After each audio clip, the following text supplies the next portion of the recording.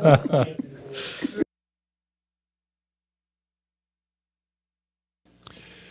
good evening and welcome to the Oasis podcast. And my name is John Mark Yoder. I'm here with the creators of Our Perspective. We've got Brevin Weaver and Rendall Weaver, and you guys have your own podcast, and you've agreed to come on here and talk with me about a generation gap and the impact of generation gaps on our gospel conversations in church. But so tell me a little bit about Our Perspective.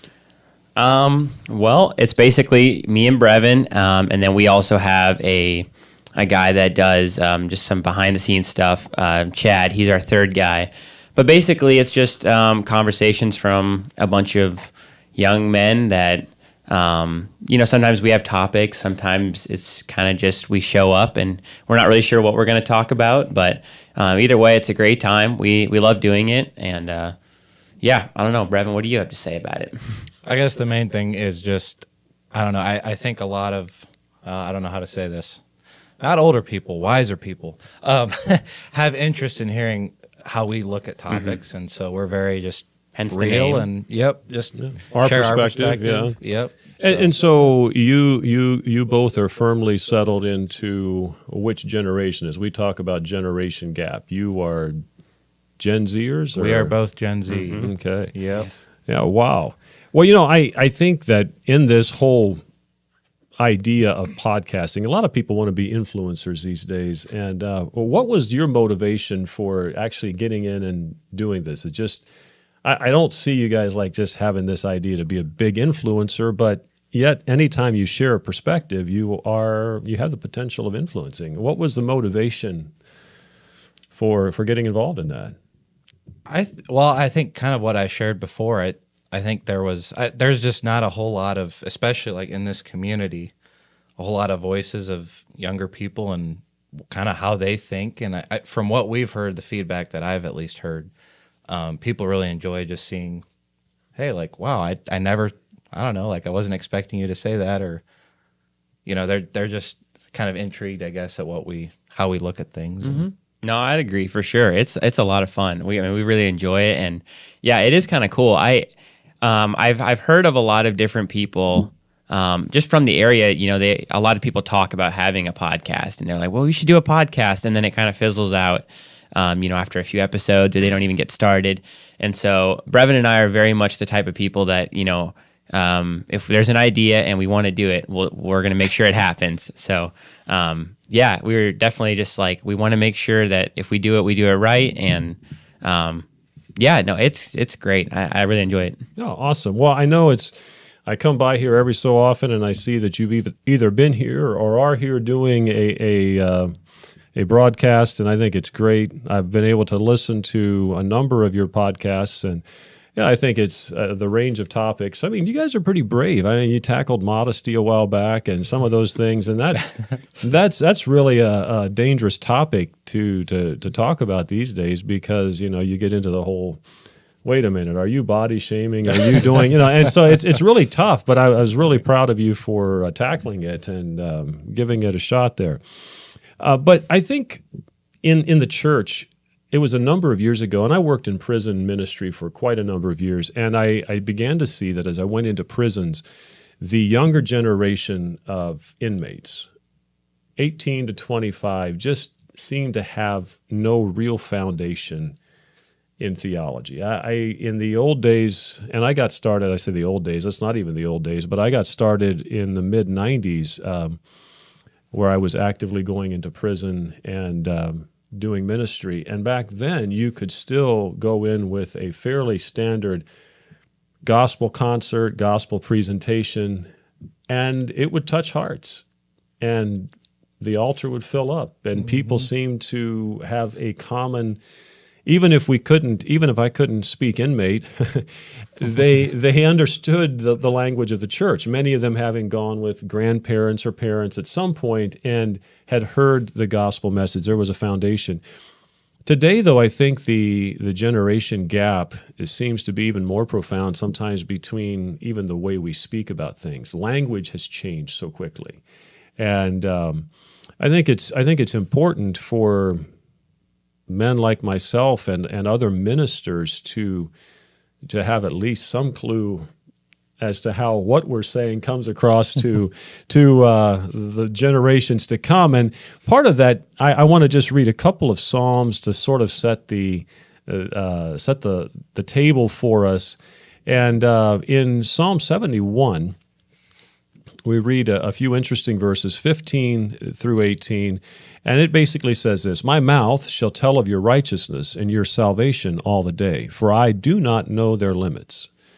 I will go in the strength of the Lord God. I will make mention of your righteousness, of yours only. O God, you have taught me from my youth, and to this day I declare your wondrous works. Now also, when I am old and gray-headed, O God, do not forsake me until I declare your strength to this generation, your power to everyone who is to come." So you have an old man writing the psalm. At least he's gray-headed. Mm-hmm. And he says, "You've taught me from my youth, and even to this day I'm declaring your wondrous works, but keep me around long enough till I can declare this to the next generation." Mm. And he seems to have a burden on his heart to share with the next generation. Psalm 145 has a similar kind of feel to it, and 145, 1-4. And this is a praise of David. "I will extol you, my God, O King, and I will bless your name forever and ever. Every day I will bless you, and I will praise your name forever and ever. Great is the Lord, and greatly to be praised, and his greatness is unsearchable." Now notice verse 4, "One generation shall praise your works to another, and shall declare your mighty acts." So I think looking at this concept of how do we bridge this generation gap and have a robust theological discussion, if you will. And a lot of people don't like theology. They think it sounds systematic or something. But every one of us, I don't care who you are, has a theology. It may not be well developed, but we have a perspective of God. Even today, we have many people who have some perspective of God, and that actually is a theology. It may not be well developed. It may just be, I know somebody's out there. Mm-hmm. Mm-hmm. But if that's the extent of your theology, you still have a theology. There's some theology. So exactly. Yep. So I think that having this robust discussion that would actually allow us to talk about things that matter and putting things into perspective in a way that one generation can actually communicate with another. Now, a while back, you guys had done a few little, discussions about some of the words of Gen Z. Mm-hmm. And so I'm a Gen Xer, and I don't know what that makes me to you. You guys may have some opinions of Gen Xers, but I thought it would be good to set this table after reading the Scripture. Mm-hmm. We're not the first generations to have communication issues. In fact, I did a little research, and I discovered that they started at least naming generations all the way back to 1901. So what do you think? Is Gen Z the greatest generation? Not by name. Not by name.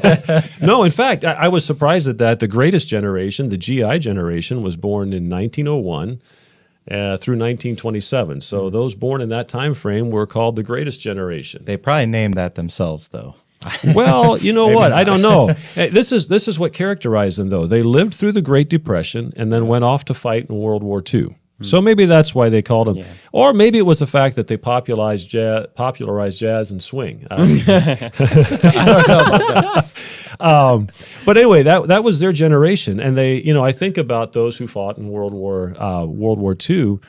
That was quite a generation. I mean, the things that happened through that time have really shaped the United States, actually reshaped the world through that conflict. But then the next generation to follow them was called, crazy enough, the silent generation.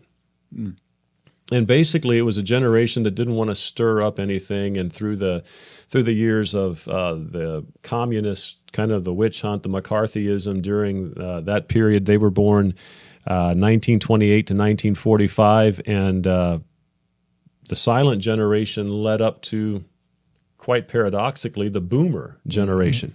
The baby boom generation, and they were born in 1946 through 1964. And this is kind of the generation that the succeeding generations have sort of lampooned. Although they built much of the infrastructure we enjoy, they created many of the corporations. They really enjoyed the idea of hard work and grit. But there's something about the boomers that we don't often think about, and that is they actually had a wild youth. You know, you look at your grandpa today and you think, well, you hear the stories, but you just say, hey, he looks way too solid to have had any kind of wildness. But the boomers are named for the population boom that occurred after World War II. And many young people of that generation defied their parents. It was the first time they really protested war vigorously, and that was the Vietnam War. And then infamously created the Summer of Love. Yep. You know, there's a lot of things that happened with the boomers that have changed even the way we look at relationships. And so they were a very influential generation. And what they said kind of went. The thing about the boomers too is that they were the first generation to really begin to look at their children's perspective on things. And they're kind of known as the first generation to sort of institute family meetings. And, it wasn't just top down, it was talking. So it's kind of an interesting aspect. And you guys just go ahead and jump in. If you have observations as we're talking about these, maybe you know something about these generations that I don't. But and then Generation X, which is yours truly here, was born between 1965 and 1980. We're kind of the old fogies now, but we did have our heyday. It was a great time, and we even had a bit of our own lingo back then. And my dad would like, "What are you guys talking about? That's the dumbest thing I've ever heard," But it was cool for us. This is interesting though about Gen Xers. Unlike their boomer parents, who famously let their kids stay outside until the street lights came on, Gen Xers have a tendency to be far more involved in their children's social and educational development. In fact, it was Gen Xers that the term helicopter parent kind of came into being or into common use. And it was that whole hover over. Maybe it was because they felt unprotected in their youth and allowed to just simply be on their own. And then there were the Millennials, and the Gen Xers loved to rag on the Millennials. And they were the ones born from 1981 to 1996. The funny thing, too, is that between the baby boomers and the Gen Xers, there was some people actually fit another little window in there of about 5 years. And they call those born in that time the Joneses, as in keeping up with the Joneses, and it was just an interesting little tidbit. I never knew that. Yeah. So that was in between which two again? Between the boomers and the Gen X, yeah. Okay. And then, of course, I don't know, do Gen Z and Millennials have any beefs between them? Probably a little bit, but not that I know of. Yeah, too strong. I have nothing against it. Not like Gen X and Millennials. That's a different. Yeah, that was kind of a whole ball game. We always just like to look down on them. I think to me it was almost more fun just to say, "Oh, it's a millennial thing," instead of But then again, it's kind of a fun thing. Each generation tends to compare their work ethic, their social ethic. Oftentimes we don't really look at the impact of faith. We're looking more at work and social ethics, and I think it's important to consider the whole faith process. How does the gospel transcend those generations? Now, the millennial generation, born 1981 to 1996, so they didn't even quite make it into the new millennium, but anyway. The millennials lived through 9/11. They remember when Amazon only sold books. and are also the first generation to know a childhood both with and without the internet. That's kind of fascinating. And while the boomers may accuse millennials of being self-centered and impatient due to their excessive use of technology, millennials have actually proven to be fairly community-oriented. They actually are those who have become sort of the environmentally conscious, which I'm not too sure I always appreciate, but it certainly has been that generation that has brought in a lot of focus on the environment and all of that. And the other thing, the millennials tended to be more likely than previous generations to encourage their children to live as their authentic selves, which actually has given rise to some of the social issues we now have as people are pursuing their own identities and in everything from their sexual orientation to preferences to, I mean, it just about everything. And so the millennials have had a huge impact on that as their children have come along. And then, of course, Gen Z or iGen. Now, you guys know this generation much better than I do. You're the first kids to be born into a world where you know nothing else besides being constantly connected to one another. For better or for worse. Yeah, for better or for worse. Do you guys like that? I mean, can you imagine a world where you weren't constantly connected? I mean, I thought before today, just a little bit, like I feel like that level of connection is almost like it creates we go through the same things that all the generations do. I mean, look at 3,000, 4,000 years of human history.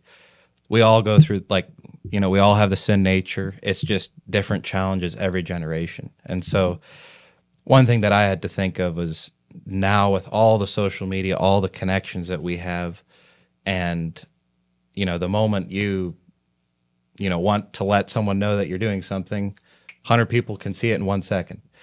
And I think that's just created a lot of, so how would you say it? It kind of puts everything on steroids. So like it can be a good thing, it can be a bad thing. Times 10. Yes. Yeah. Actually, an example I thought of, and maybe I'm going off on a ahead. tangent, but like let's say there's a young kid who has talent in music. He can, writes a good song or something.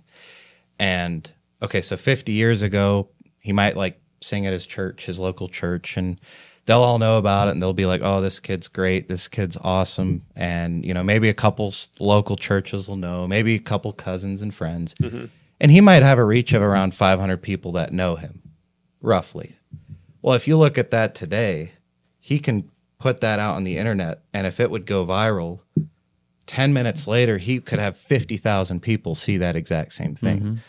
And so that can be a good thing. It can bless 50,000 people, but then the same things you deal with on a smaller scale, it's just on a much bigger, more intense scale.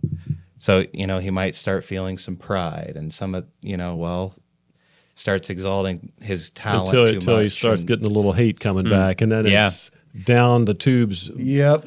About the same speed, right? Yeah, it's a little different from 500 people to 50,000 and that type of scale. And so I think something that I've even struggled with kind of along with that is in today's world, it's such a go, go, go, and living a normal life, quote unquote. I'm not saying spiritually like complacent, but just living a normal life is almost kind of looked down upon. Like everyone's got this one thing they're going for. And I know I've struggled with that of like, no, it's okay. I don't have to be, this guy or this guy. Like there's always going to be something a little bit better. So that's one thing I see in our generation. That I definitely agree. I think, everything I think gets amplified a lot, whether good or bad, for sure. I definitely agree. I think something that I've had to be very careful of is so it's good to it's very nice to be able to stay connected with friends you know, with communication like that. Like at any point, I can know exactly what they're doing if they respond. But I can know exactly what they're doing. I can see what everyone's doing. And I think it can be very easy for me included to just then not socialize with them in person even, and not even want to hang out in person. So that's one thing I think, even as our friend group, and I think that's something I'm actually really thankful for, is church for that reason. Like, I think that is a really good, you know, not obviously not the only one. We both deal with people every day. It's just, I really enjoy hanging out with people in person. And I see that as a generation, it's very easy to just kind of sit, and maybe this is a little different as well, but something I've seen also is it seems like my generation doesn't like confrontation that much. That's something I've seen anyway. And it's very easy to sit and send a text about confrontation rather than, John, I have a problem with you, I'm going to talk to you in person. And so that's one thing I've seen, that just an observation, basically. I don't really have much more than that, but it's very interesting to see that. So you can come up with a real zinger to send to somebody via text, but you don't really want to say it to their face. Yeah. And it's also easy in today's world. It's so much easier to choose your community. Oh yeah, in a sense of, hey, I don't need that in my life. You can throw that out, and you don't really have to deal with it. So I think that's definitely a negative. Well, it's an interesting concept. By the way, I think I failed to mention some of these stats that I was reading about these generations. They come from an article by Sarah Cottrell. And I didn't. Did I say that at the beginning? I don't think so. I want to make sure I give credit where credit is due. That's not all. Thank you, Sarah. Thank you. Appreciate that. Yeah. And but as I was thinking about this, as you were talking, I was thinking of another article I read regarding generations, and especially currently as we generation that does that. I've noticed that more people are sitting down, and when they are with a group of people, they're texting people who aren't there, and then when they're with those people, they're texting the people they were with. It's sort of a weird thing. It's like I'm always afraid I'm going to be missing out on something else. So while I'm here, well, this is so yesterday. Boom, boom, boom, boom. I'm texting to somebody else. You know, I think even some of our Gen Xers could take some clues from this. I've been seeing people in my age group that have started doing that as well, and we're always wanting to be where we're not. And I think, so this article I read was saying, find your people offline.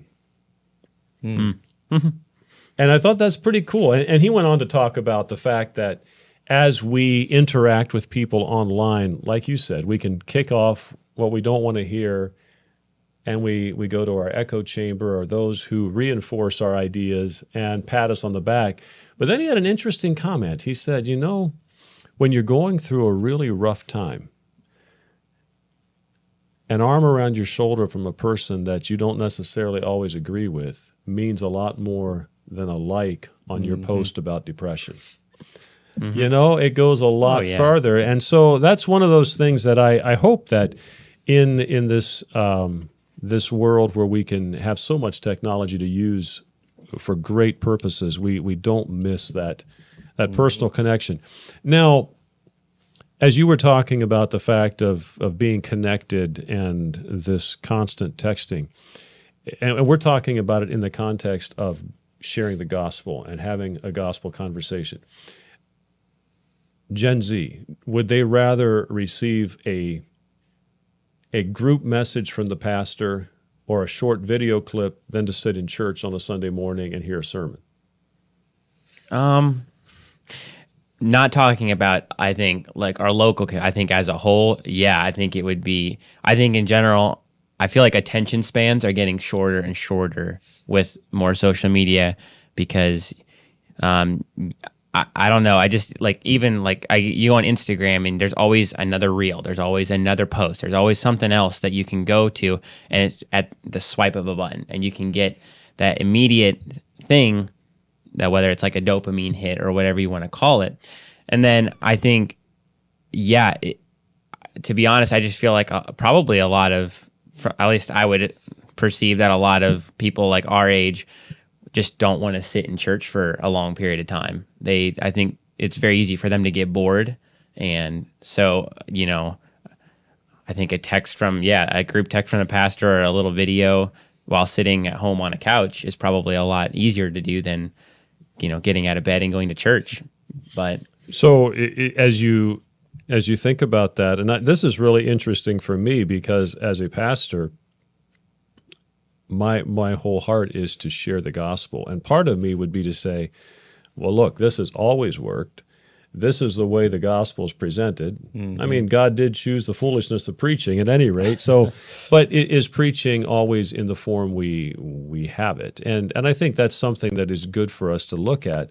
Not that I'm advocating a major change, but I do think it's important to understand how communication works. Mm-hmm. Now, Gen Z is not the only generation. There is another one that's, superseded you guys or succeeded, I should say. Maybe they'll supersede you, but they've succeeded at this point. And they are Generation Alpha, and they were born between 2010 and 2024. Mm-hmm. This is the first generation of kids who will never know a time when social media didn't exist. And the crazy thing is they're more tech savvy than any generation previously. Which makes for interesting times if you're a parent of a Generation Alpha. They have an ability with electronic devices that can outpace their parents generally by a long shot. So these are some things, and as Generation Z, you're going to be learning how to communicate the gospel to Generation Alpha and beyond. So I think as we look at this, it's important that generations learn how to communicate both back and forward. That needs to be there. We need to be able to learn from previous generations as well as look to the future. I think one of the things that has probably plagued from Generation X forward is that we have lost a sense of history.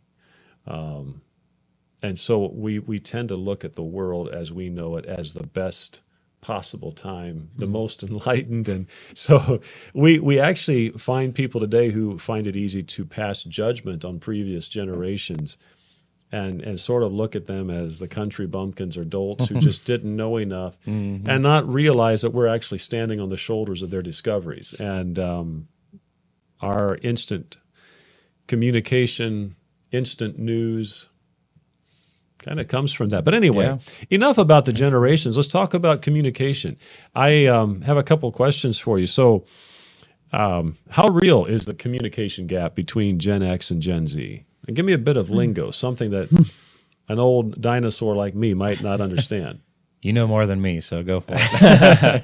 But you probably need to translate a little bit, but yeah. I was going to say, it feels weird to say it, I guess, but you're not capping. It basically means you're not lying. Okay. So that's one. But I don't know. I've actually, so I hear a lot of the communication gap a lot. And so to me, honestly, it's a little hard to think about because I feel like with people at church around here and like older people just all around me, even just community-based, whatever, I've never really had a major problem in communicating with them, me personally. So that's including my parents because my dad is a baby boomer. Mm-hmm. He's a little older. And so even then, like... So you got that big gap. I got the big gap. Yeah, okay. Oh, yeah. So... But even that, like, mom and dad growing up, they always have done a great job of finding ways to relate to us, and that's one thing I'm very thankful for. So maybe Brevin has a better idea, but for me, I've just not struggled as much as I think. Well, maybe something that I've tried to do is, it's in the Bible as far honor your father and mother, and then taking that and trying to apply that to all of the older generations, and it should be everybody around. Mm-hmm. But it's one thing I have just seen that normally if you treat older people like I would say Gen Xers or even baby boomers with respect and I would say most times they will treat you back with that. But I think maybe some of the other Gen Z people have not treated elders with respect, and maybe that's why there's more of a communication gap, because they don't want to deal with the older people. I don't know. That's a good point. So what are some of the frustrations that that Gen Zers have with previous generations? This would be, what are some things that we inadvertently do that just really sets us off as a dinosaur who stepped on their air hose or whatever? Well, I had one thing written down here for that. This is probably talking more in the church world, but and we actually just heard a message about it. So if you haven't listened to it, go watch the message this last Sunday. But knowing where people are at on their walk, where they're at with their life with Christ, and I think that's really important. So one thing that we hear a lot then is criticism on maybe shallow or feelings and emotion in the Christian walk, and a lot of times it has to do with music, but in a lot of things. And I'm not saying that's not a fair point. I totally get it, but we also have to understand where we're at. We don't have 40 years of experience in the Christian walk. We have 5 or 10 or whatever it is. And so I think, to me, that's one thing that sometimes kind of frustrates me, is like, okay, we don't have all this experience, like, and give me a break, huh? Yeah, give me a break. Like, give me a little figuring space. it out. We're figuring it out. Yeah. Like, obviously help us along the journey. The message that was preached was just kind of drawing a parallel to, raising a child and what you would do to that kid, or how you would treat him at 5 years old versus 30. Like, it's not the same thing would not be appropriate when they're 5 years old versus they're 30. And so obviously the Gen Zers are going to be a lot less on their journey, or just getting started, versus, living half their life as a Christian and following the Lord. So I think some of that kind of frustrates me sometimes, but yeah, right. And then there's also the aspect where today, even though we frown on the theology thing, you can get a ton of theology by watching YouTube shorts, or going on and watching a 30-minute sermon by somebody. And is there a sense in which the volume of information taken in feels like it makes makes a person an authority without necessarily living it? I know this stuff, I don't know. I feel like many times, because of the difficulty with some of the older generations in navigating the communication tools of today, I think they feel, the older generation feels a frustration at the younger generation, who looks at them as somehow stupid because they can't navigate these things. And they're saying, look, we've lived a lot of life. So there's kind of this disdain that goes both ways. Look, you're a young whippersnapper, respect your elders. And they're like, yeah, but you guys can't do anything, and I don't know. Is there some of that goes on? Go for it. I don't know. I mean, be honest. I mean, you watch somebody here.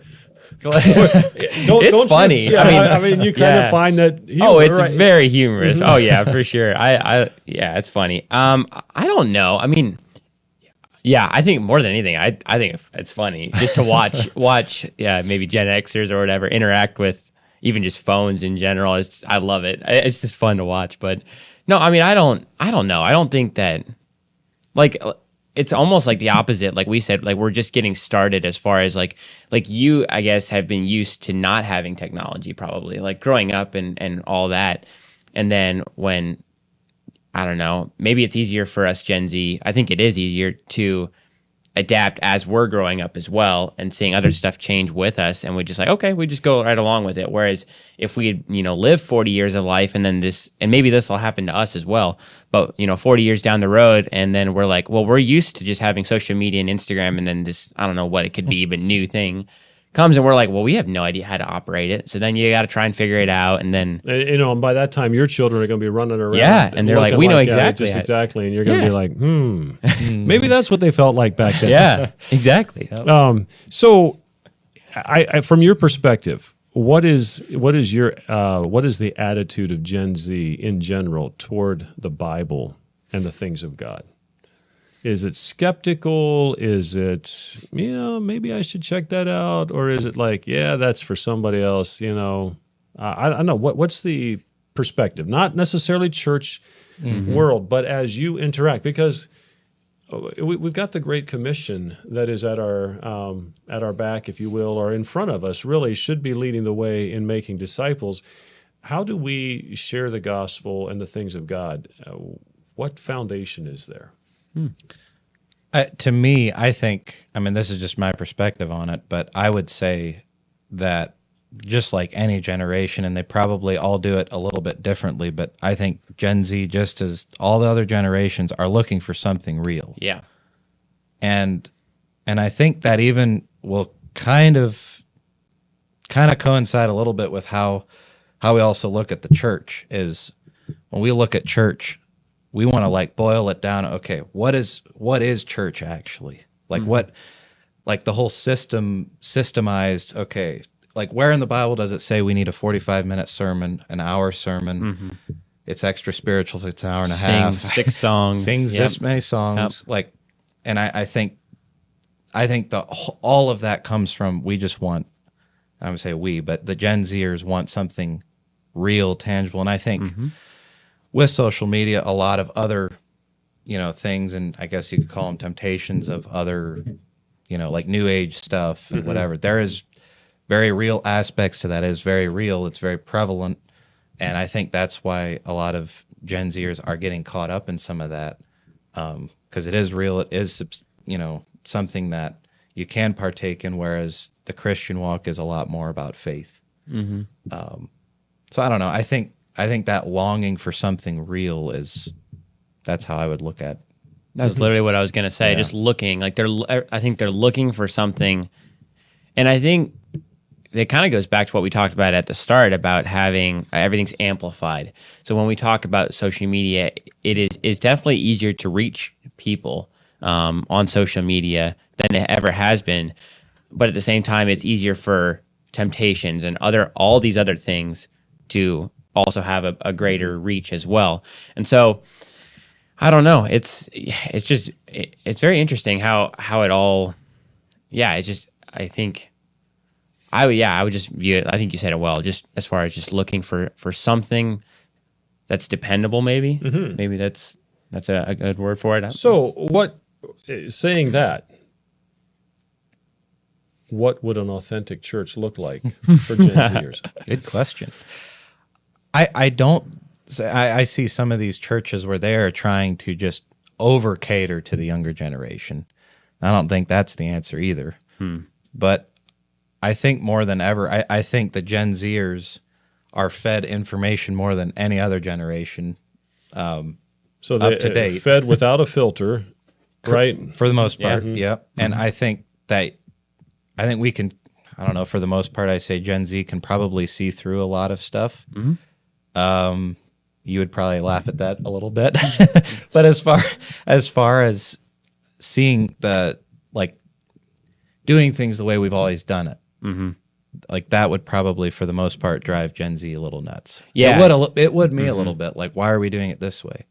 Well, it's the way we've it's always. just we do it like that. That's just how you do it. Now, if you were given a good reason for doing it, does that make a difference? Yes. Oh, yeah. Okay. But I think there's a lot of things that are maybe, I guess, not explained very well, of like, hey, this is why we're doing this. This is what scripture we're looking at.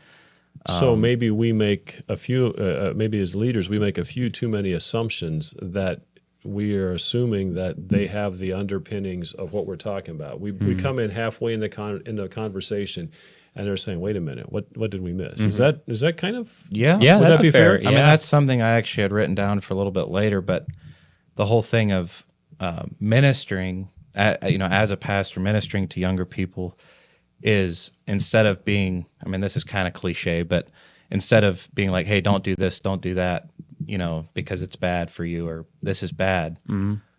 It should be more about the principle of, hey, how do help me deal with overcoming struggles, overcoming issues, instead of just like, hey, don't do that. That'll probably scare away some Gen Z people. Gen Z does not like.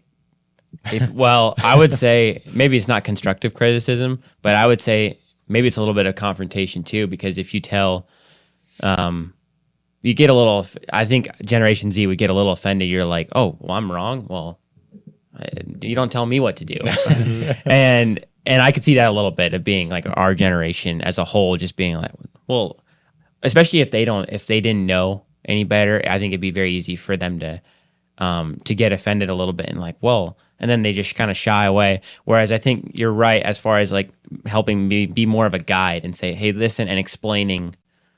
I don't know, maybe it's even more basic, but explaining through like the things, even if you talk church or if you talk different things like that. And then another thing I think of how to reach people, I guess, as far as Gen Z, I think as a generation, I haven't fully formed this thought yet, but I think they're looking to see something real, and if they see God move, that is, I think one of the best ways that you would, I don't know if convince is the right word, but if they could see a work of God that is done in their life and something that's personal to them, that's a way that I think, I don't know, and then creating that's why I think church is, a really important part is to even inviting friends, to churches. I feel like maybe we don't do that much as far as outside friends, but anyways, just kind of rambling. Well, and I think these are great considerations, because as we look at what it means, one of the questions I had down here was, what are some of the assumptions churches make about young people that should be challenged? And I think some of that is that we make the assumption that they should value what we value without question. And I think there is a lot of this that we need to give a reason to believe it. But I like that perspective of giving the background. I know I began to do that more in prisons, where I said, you know what, I've got to quit anticipating, I've got to stop anticipating that they have this background knowledge. I need to err on the side of almost insulting them with the basics to build a foundation on which we can then have a discussion. All right, so from your perspective, what would make a Gen Zer feel that a church really understands them? I mean, I would say, well, part of that is, yeah, we probably have our own words and language, and we look probably like some foreign, barely human people sometimes. And I think we actually feel that sometimes from the older generations of like, I don't know about that. Like, what are you, like, you're speaking a whole different language. And I think if you just treat them like we're people, go through the same things. And like I said earlier, it's in today's world, it's just everything's intensified or magnified as far as just, the things you struggle with or things that are tempting are at our fingertips like never before. And so the challenge is, like, the meat of it is the same, but the way that the way that we deal with things, the way we struggle with it is different. But not to say that the older generation can't, help us with wisdom and helping us, deal with. So then, let me ask you this too. Probably it wouldn't make a Gen Zer feel all that great if a Gen Xer comes and tries to speak in the lingo of the Gen Zers. It would probably be like, what a little too hard. Yeah. Okay. No, that's try a little too hard. Definitely fair. That's good. Now, as I'm thinking about some of these things, then I think all of us look for a place to belong, a place of understanding, a place of friendship. How far does friendship go in opening a conversation with Gen Z? I mean, does it make them uncomfortable if some old goon like me sits down and says, you know what, I'd like to talk with you? Or is it better for me to say, text, hey, you know what, I noticed you were in church today. Great to have you here. Or does, is there a way to bridge that gap and bring a face-to-face conversation? That might be a little bit tougher because probably that might be a little more personality based. Some people would prefer the text, and then they would feel, I guess, seen, if you will, and that might be better for them. Personally, I would rather have you sit down and say, hey, Rendall, like, saw you I see you at church, like, glad you're here, or whatever, and like, how are you doing? Like, I would love that. So maybe, I don't know if I can answer it in a good way. I would say not being, I think being excited and showing that you appreciate that they're there is a big thing. Like, I think we touched on a little bit about, but like, not to come on right away and like, you're doing this wrong. That will scare away definitely some younger folks. And I think it would scare away older folks too. Probably. Nobody wants to walk in and first thing they hear is everything we're doing wrong. Yeah.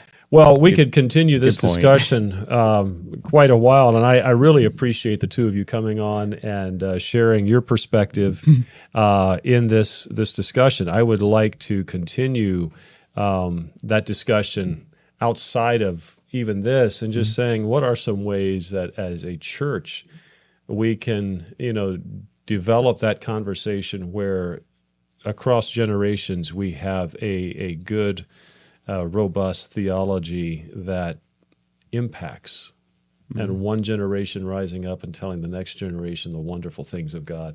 So anyway, thanks for coming on. We are out of time, so we're going to sign off tonight, but thank you for joining us, and we're going to wish you a very good evening. God bless you.